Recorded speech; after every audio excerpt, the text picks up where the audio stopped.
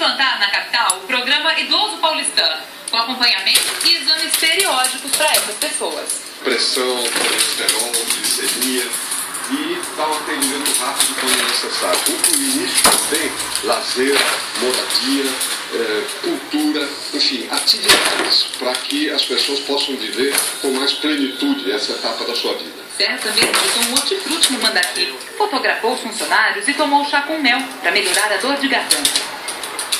Soninho, do PPS, respondeu às perguntas dos estudantes de Direito da USP. O centro acadêmico está ouvindo todos os candidatos a prefeito. Ela destacou a proposta da Boca Creche, uma ajuda em custo para as mães de bairros onde não há creche pública. Já vai colocar seu filho em escolinha particular, não é a senhora que vai pagar a mensalidade dessa escolinha. Você não tem escolinha particular. Eu coloquei essa espera. A prefeitura paga essa cuidadora e supervisora. Fernando Haddad, do PT, almoçou com lideranças da Associação das Indústrias da região de Itaquera. Ele falou sobre as propostas para a Zona Leste. Sobretudo, nós vamos trazer alguns equipamentos públicos para a região.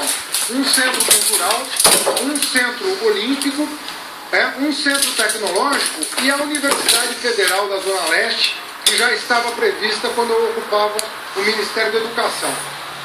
Carlos Gianazzi, do PSOL, se reuniu com a coordenação da campanha. Agora à noite, o deputado participa de 2 audiências públicas na Assembleia Legislativa.